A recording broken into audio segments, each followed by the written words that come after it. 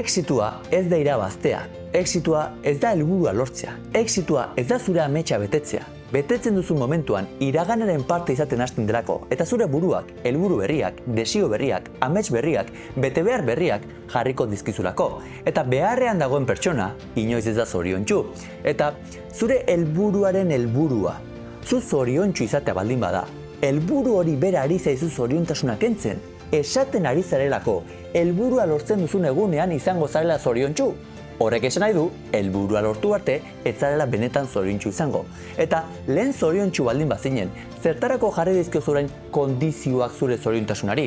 Uste duzu exitua beharrean dagoen pertsona iristen zaiola. Beharrean dagoen pertsonak hartzen dituen erabakiak beharretik hartuak dira eta erakartzen duena etorkizunean behar gehiago da.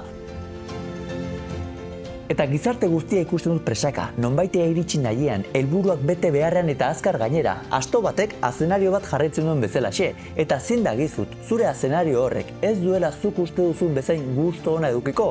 Esperientziagatik esaten dizut, 19 urterekin lortu nuen kirolari profesional izatea, tituluak lortzea, nire ametsa betetzea, eta konturatu nintzen, nire aitaren baserriko azenarioak askoz ere gustu hobea zutela. Zer esan nahi dizut honekin? Jarraitzen duzun bitartean zure zoriontasuna kanpoko helburuetan bilatzen horre dagoela, ez zara inoiz zoriontsu izango.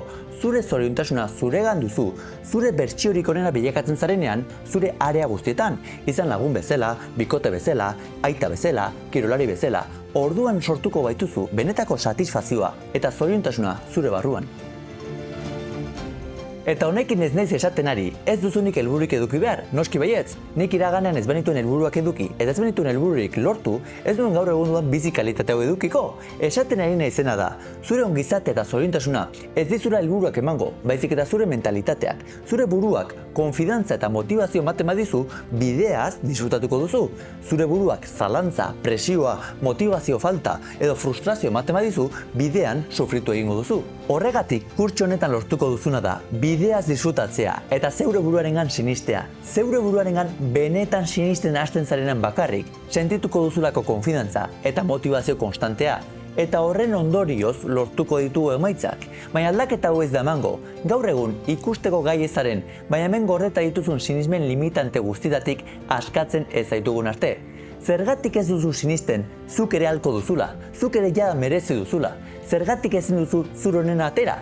Ausarta ez da beldurrik sentitzen ez duena. Ausarta zalantzaren aurrean pausua ematen duena da. Nik sinisten duzugan eta baita erakusteke daukazun potentzial horretan ere. Goazen!